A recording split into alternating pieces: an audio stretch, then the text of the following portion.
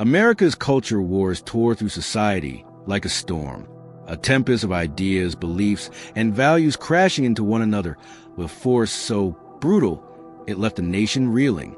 Picture this. Streets ablaze with fiery protests, voices shouting over each other, desperate to be heard. Courtrooms packed with tension, where the gavel's echo decided more than just laws. It shaped the very soul of a country. This isn't just a chapter in a history book. This is the saga of a people wrestling with who they are, a fight so raw and unrelenting that its scars still mark us today. How did it come to this? Let's step back and see where the cracks first appeared. It all begins in the shadow of a nation battered but standing. The 20th century was no gentle ride for America. 2 world wars left millions dead and economies in ruins. The Great Depression starved families and shattered dreams, and the civil rights struggle tore open wounds that had festered since slavery's end. By the 1960s, the United States wasn't just recovering, it was redefining itself. On one side stood a generation clutching tradition like a lifeline. Nuclear families gathered around black and white TVs. Sunday sermons shaping their weeks, a vision of America painted in red, white, and blue stability. On the other side surged a tidal wave of change. Youth with long hair and loud music, activists chaining themselves to fences, dreamers who saw freedom not as a gift from the past, but a prize to be seized. These weren't mere disagreements. They were 2 Americas staring each other down, ready to fight. Let's zero in on 1969, a year that cracked the nation wide open. That summer, in New York City's Greenwich Village, a dingy bar called a Stonewall and became a battleground. For decades, police had treated gay bars like punching bags, raiding them with billy clubs and handcuffs, dragging people away for the crime of existing. But on June 28th, something shifted. The regulars, drag queens, working-class kids, folks tired of hiding, said enough. Bricks flew, bottles shattered, and a crowd swelled into a roaring mob. The Stonewall Uprising wasn't just a brawl. It was a declaration. It sparked the gay rights movement, a flame that leaped from city to city, decade to decade. But the pushback was fierce. Preachers called it a sign of the end times. Politicians decried it as an assault on family values. And suddenly, America had a new fault line, one that wouldn't heal easy. Fast forward to the 1970s, and another wedge drove deeper: abortion.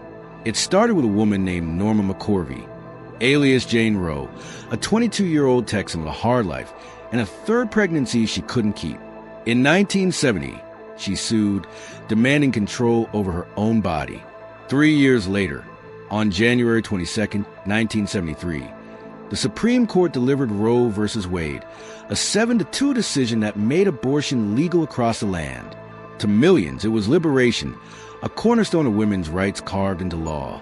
To millions more, it was murder sanctioned by the state, a moral line crossed beyond forgiveness. Churches turned into war rooms, pasting pro-life banners across their lawns. Protests clogged city streets. On one side, women with signs screaming, "My body, my choice." On the other, rosaries and prayers begging for the unborn. This wasn't just politics. It was a holy war, and it split the nation down to its bones. The 1980s turned the volume up to 11. Religion wasn't just creeping into politics. It was kicking down the door. Enter the moral majority. A juggernaut of evangelical power led by Jerry Falwell, a televangelist with a knack for rallying the faithful. They saw America slipping, abortion clinics multiplying, gay rights gaining traction, schools ditching prayer for science. Their mission? Take it back. They poured millions into campaigns, knocking on doors, flooding airwaves with warnings of a godless future. Ronald Reagan rode that wave to the White House in 1980, promising a return to mourning in America. But the left wasn't sleeping. Feminists marched for equal pay. Gay activists demanded marriage, and educators fought to keep Darwin in the classroom. Every clash birthed a new headline. Remember the Satanic Panic? Parents sued bands like Judas Priest, claiming their riffs drove kids to suicide. It's laughable now, but back then it fueled a crusade. Let's pause on the 1990s for a closer look. Specifically, the fight over school prayer. Way back in 1962, the Supreme Court had ruled in Engel versus Vitale that mandatory prayer in public schools violated the Constitution. It was a 6-1 slap to tradition, and the backlash never really died.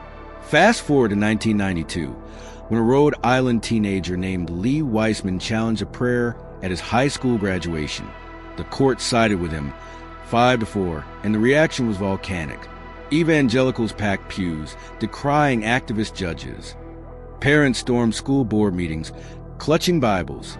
Politicians like Newt Gingrich vowed to rewrite the rules. This wasn't about a 5-minute prayer. It was about identity. Was America a Christian nation or a secular one? That question became a battering ram, smashing through communities coast to coast. The 2000s didn't cool things off. It threw gasoline on the fire. September 11th, 2001, hit like a thunderbolt, uniting the country for about 5 minutes. Flags sprouted on every porch. Strangers hugged in the streets.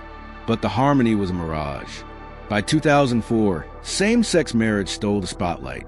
Massachusetts broke the mold, legalizing it on May 17th, and the fault lines quaked again. Conservative states scrambled to pass bans. 33 of them succeeded by year's end. Voters turned out in droves, some to defend traditional marriage, others to demand equality. George W.